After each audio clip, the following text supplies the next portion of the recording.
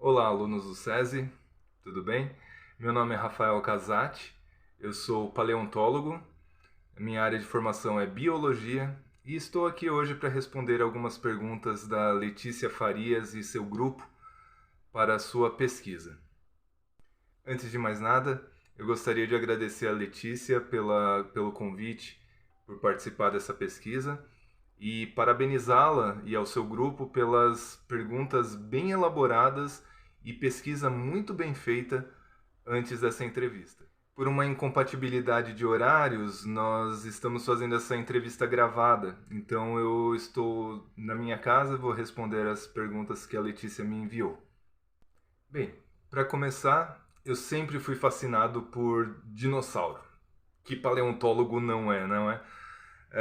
Mas mais do que isso, eu sempre gostei muito de natureza. Desde muito pequenininho, eu gostava de catar concha na praia. Eu saía catando conchinhas na praia, como toda criança faz. Só que aquilo me fascinava de uma maneira que era muito diferente do que se esperaria de uma criança, né, que está simplesmente catando conchinha. Eu queria saber mais a respeito, especialmente quando o meu pai encontrou um exemplar que para mim foi o ponto de virada na minha vida de pesquisador. Né? Eu acho que eu comecei a ser biólogo lá pelos meus 8 anos de idade. E ele me deu uma conchinha que era muito diferente do que eu estava acostumado. E aí eu achei aquilo lá fascinante e queria saber mais a respeito. Queria saber aonde que eu encontrava mais conchas, que tipos de conchas que existiam no mar. E paralelamente a isso, eu gostava bastante de dinossauros, de revistinhas sobre dinossauros. Eu gostava de colecionar figurinhas de dinossauros, montar esqueletos.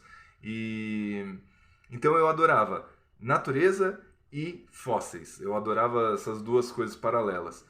E aí, quando eu estava no ensino médio, eu fui descobrir que para eu me tornar um paleontólogo, eu teria que estudar biologia, que é o estudo da vida, ou então geologia, que é o estudo das rochas, o estudo do planeta Terra. E aí, como eu já gostava bastante de natureza, né, e da vida em si, dos esqueletos, das conchas e tudo mais, eu optei por estudar biologia na faculdade, né, fiz um curso de graduação em ciências biológicas e depois eu fui fazer mestrado e doutorado relacionado à paleontologia e ao estudo do passado. Né? Trabalhar com paleontologia no Brasil não é uma tarefa muito fácil, devo admitir. Eu já trabalhei em alguns institutos de pesquisa que visavam diretamente paleontologia, né? Mas também já trabalhei em escolas e universidades particulares, né, cujo objetivo era o ensino da ciência, né, e a divulgação científica. Eu acho a profissão de professor extremamente desafiadora.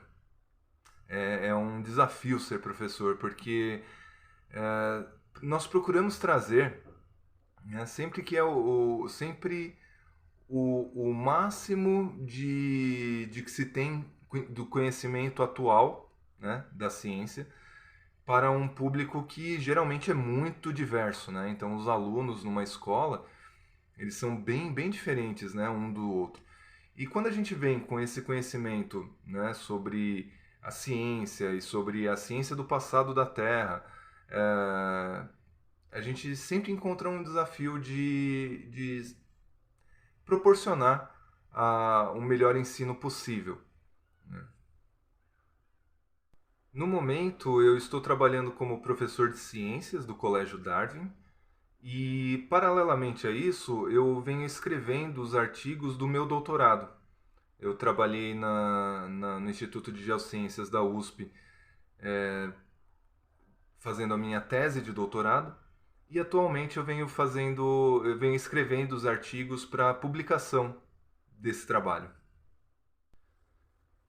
Entre os anos de 2011 e 2013, eu estive no estado do Piauí, na cidade de São Raimundo Nonato, trabalhando na Fundação Museu do Homem Americano, a chamada Fundan, né? E eu trabalhava coordenando o laboratório de paleontologia daquela instituição, onde eu era responsável por catalogar os fósseis encontrados ali na área e criar um banco de dados, né, um inventário, né, ou como a gente chama, o tombamento desse material que era encontrado ali na região. Eu cheguei a esse trabalho por meio do projeto Transposição do Rio São Francisco, que foi uma canalização desse rio, né, cuja distribuição de água foi desviada um pouco para o nordeste para irrigar áreas onde a água não chegava. E aí, com essa grande obra, né, que estava cortando boa parte do Brasil, precisava de paleontólogo ali se por acaso encontrasse algum material, para fazer o resgate, o salvamento, né, e a catalogação desses fósseis. E eu estava lá em 2010, trabalhando na transposição, e encontramos diversos fósseis, encontramos preguiças gigantes, tatus gigantes, animais relacionados ao que se chama de megafauna pleistocênica. É um material ou melhor, seres que viveram aqui há poucos milhares de anos, né, no que foi chamada de Era do Gelo.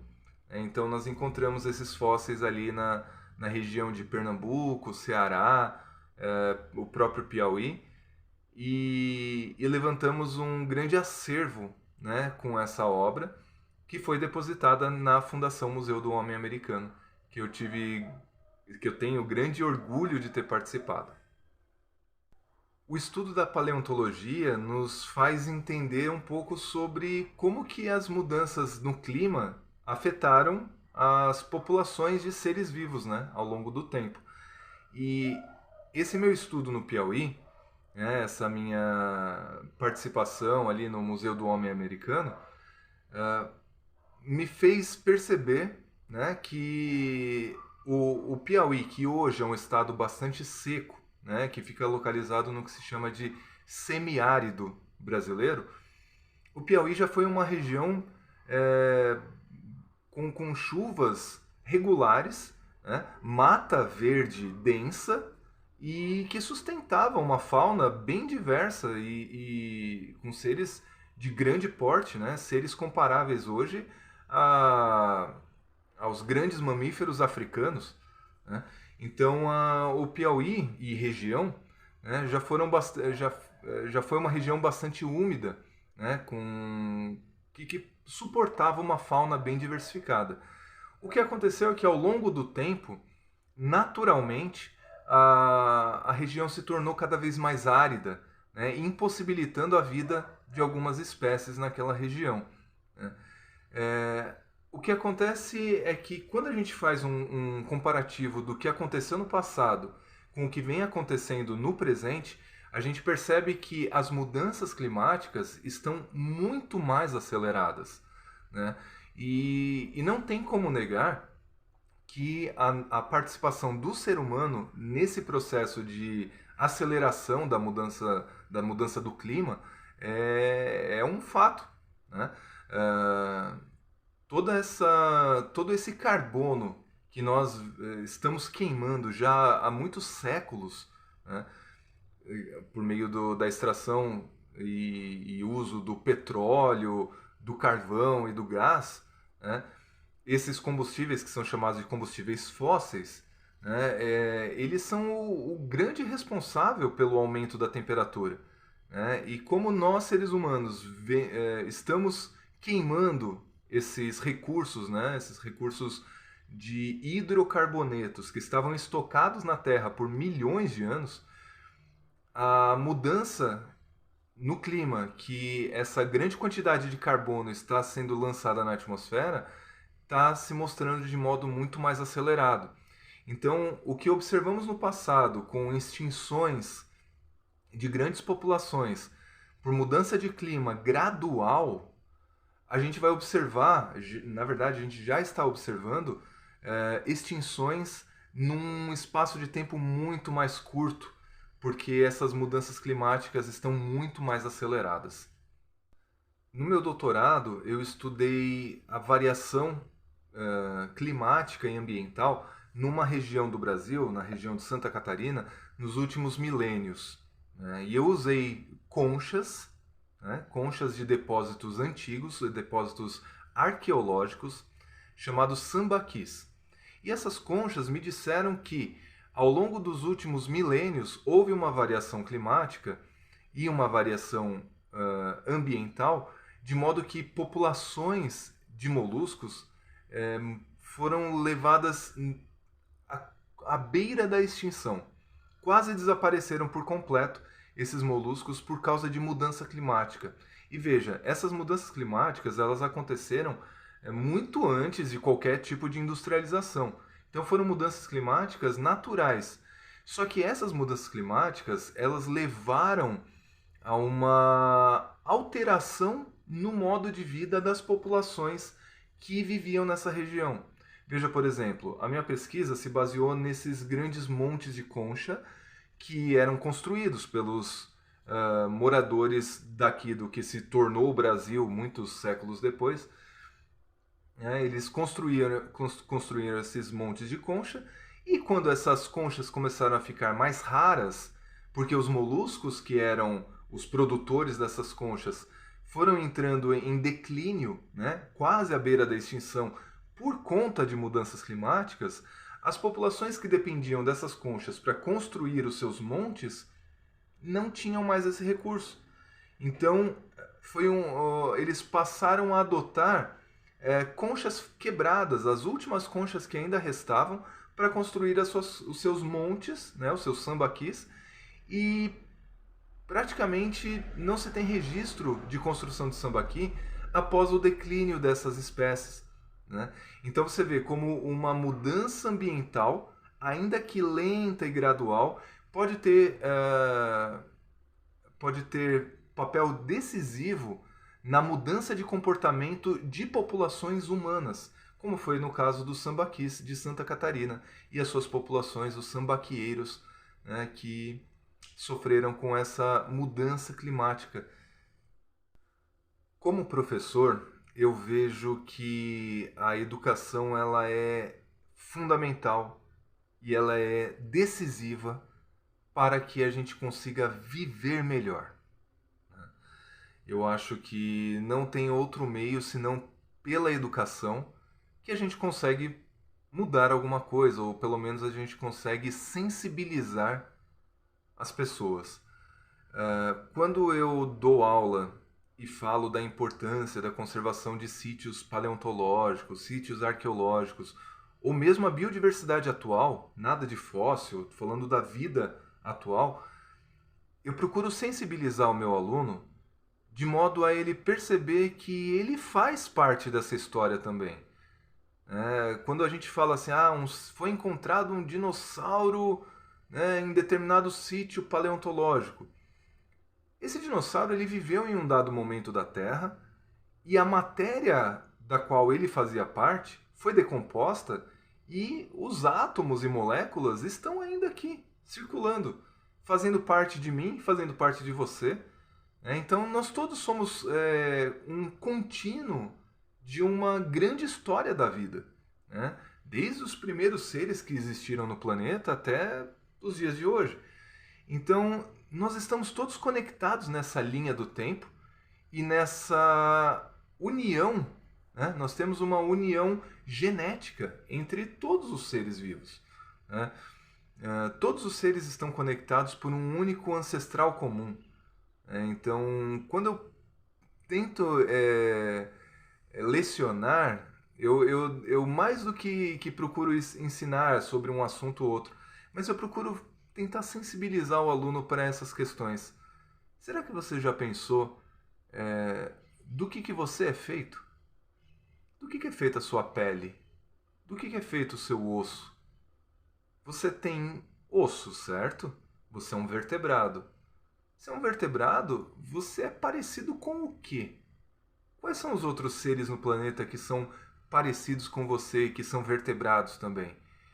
Então, eu tento trazer para o aluno essa visão de que somos todos iguais, somos todos seres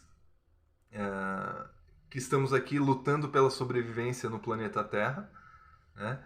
E, e que todos temos responsabilidade sobre isso, porque somos seres que pensamos e somos seres que podemos fazer uma diferença no planeta, seja ela positiva ou negativa. Então, qual vai ser a sua escolha? Nós estamos saindo agora de um governo, né, pela via democrática que se esperava, né, com base em eleições justas e o povo manifestou a sua voz e retirou do poder o atual presidente, né, elegendo um outro representante que inclusive já foi presidente do Brasil algumas vezes, né, por 2 mandatos. É, O que eu penso é o seguinte, né, mais do que opinião, nós devemos nos deter nos fatos, né? E definitivamente o atual governo não visou nem um pouco a preservação do meio ambiente. Pelo contrário, trabalhou bastante contra a preservação do meio ambiente, contra as populações tradicionais, né, quilombolas, indígenas, ribeirinhos. E com isso nós tivemos um atraso em termos de ciência, em termos de cidadania, em termos de respeito, como há muito tempo não se via no Brasil, né? Percebe-se que com esse governo, além de todo o ódio, né, que foi trazido, toda essa coisa de ficar brigando sem muito sentido, visando só o lucro, visando só o poder, muitas áreas foram desmatadas, queimadas e o garimpo ilegal tá muito grande no Brasil. Então isso, a gente está com contaminação por mercúrio em muitos rios, áreas imensas de mata foram destruídas. E isso tem consequências para o presente, certamente, porque nós estamos vendo aí populações de animais e plantas serem simplesmente dizimadas, destruídas, algumas populações sendo levadas à extinção sem antes sequer que a gente conheça que elas existem, né? E isso tem essas consequências imediatas e tem consequências futuras, certamente, né? Porque quanto menos área florestada, mais quente o planeta vai ficar. Isso é óbvio, né? A Amazônia ela pode não ser o pulmão do mundo, mas ela é o ar condicionado do planeta. Então, se continuasse essa barbárie a qual estávamos vivendo e estamos vivendo ainda, né? O planeta vai sofrer bastante, bastante. Né? E certamente os responsáveis deverão ser culpabilizados por isso e deverão responder criminalmente por todos os seus atos que levaram a essa catástrofe ambiental que não se via há décadas no Brasil. Eu acredito que a melhor atitude para se mudar algo que não faz bem é o voto. Né? Nós vivemos numa democracia e podemos falar. A cada 4 anos podemos trocar o nosso representante. E se depois de 4 anos um representante não se mostrou satisfatório, né? Suas medidas não foram satisfatórias para a maioria da população, a gente tem que se expressar. E foi o que aconteceu nessas últimas eleições com a saída desse último presidente pelo voto. Então eu acho que a melhor saída para se mudar alguma coisa é o voto. E o voto consciente, né? Não o voto relacionado parece time de futebol, né? Ah, eu torço para esse, eu torço para aquele. Não, não é isso. Não é uma questão de torcida, é uma questão de consciência. É uma questão de você analisar direito quem é que está ali na frente falando, né? Vocês estão agora me ouvindo, né? Vocês estão me dando voz, estão me dando essa oportunidade de falar. Eu fico extremamente lisonjeado por isso, porque hoje em dia nós vivemos num mundo em que todo mundo fala, mesmo sem ninguém ter pedido para ser ouvido, né? Para que se ouvisse a pessoa, né? Ninguém está pedindo, a pessoa está lá, blá, blá, blá, tá falando um monte, e você, tipo, não quero ouvir, nem perguntei.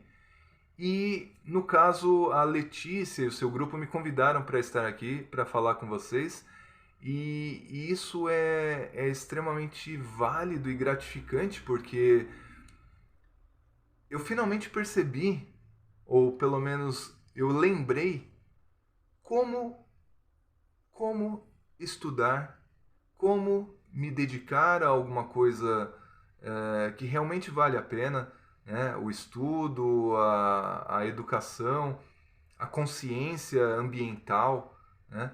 Como isso vale a pena?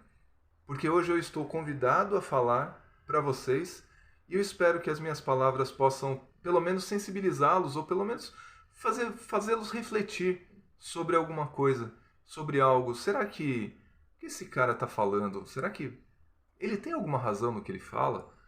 Será que ele tem base no que ele está falando? Da onde que é esse cara? É para isso que a gente está aqui, para questionar mesmo, né? Se você ficar aceitando tudo de boca fechada, fica um negócio meio esquisito, né? A gente só vai sendo conduzido, né? É um negócio meio estranho. Então, questionem, questionem.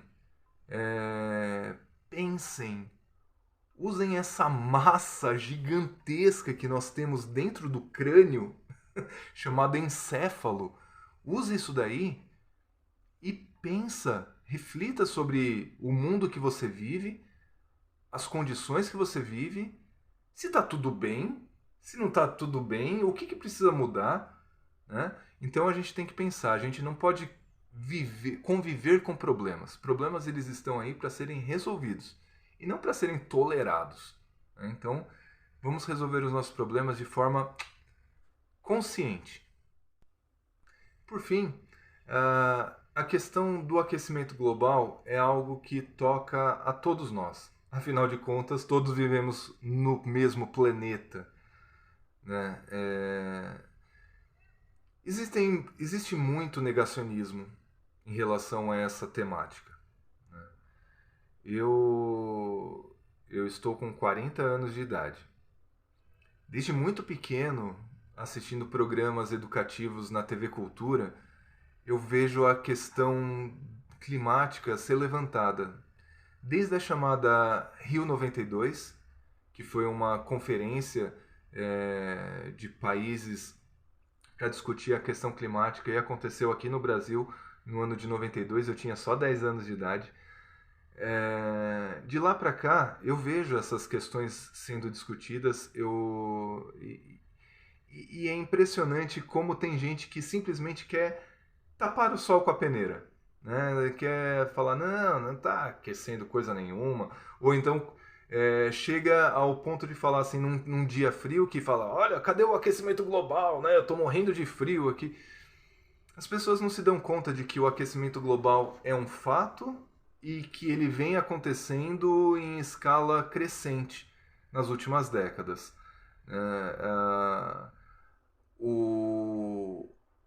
O fator ligado, diretamente relacionado com o aumento da temperatura do planeta, é o aumento do gás carbono na atmosfera, né? Esse gás, o carbono, ele está relacionado porque ele é um dos gases de efeito estufa, né? E o carbono ele existe naturalmente na atmosfera. Se não tivesse o carbono, a gente não teria o efeito estufa, né? O que é uma coisa boa para o planeta, que mantém a temperatura do planeta estável. Né? O problema é que o aumento desse gás na atmosfera faz com que a temperatura também aumente. Né? E como que está aumentando essa quantidade de gás? Com a poluição, né? Com a queima cada vez maior de combustível fóssil. Né? Não é possível que até nos dias de hoje a gente ainda esteja andando com carros a combustão. Um negócio assim extremamente arcaico. Me parece que desde que o carro surgiu é esse modo que temos de andar de carro, né? Novas tecnologias vêm surgindo, mas vêm surgindo de modo muito tímido, muito é, restrito ainda, né? Então a gente ainda tem ainda muito carro queimando combustível, e queimando diesel, gasolina, muitas fábricas ainda que se usam desses recursos. Tem um monte de países aí que dependem da queima de carvão para ter energia elétrica. Né? Então, assim, enquanto o mundo estiver encarando né, os seus problemas energéticos com soluções do século XIX, a gente não vai para frente. Né? Não tem jeito. O planeta o planeta se dá muito bem sem a gente, né? Quem vai se dar mal com esse aquecimento global somos nós, seres humanos, e infelizmente outros seres vivos, né? A gente condena a extinção pela nossa ganância, a nossa própria extinção, mas também a extinção de outros seres. Então, se não tiver uma mudança nesse paradigma de energia, né, que é um grande problema que já vem sendo discutido há dezenas de anos, né, a gente ainda vai enfrentar esse problema por muito tempo. É, é isso. E concluindo, eu gostaria de agradecer novamente a Letícia e ao seu grupo pelo convite, a vocês, alunos do SESI, por me ouvirem, e gostaria de fazer um pedido. Né? Que sejamos humanos melhores, né? Que sejamos bons exemplos para outros seres humanos e que a gente possa fazer a diferença no mundo de forma positiva, né? Porque é isso que vai fazer a diferença. Tá bom? Muito obrigado.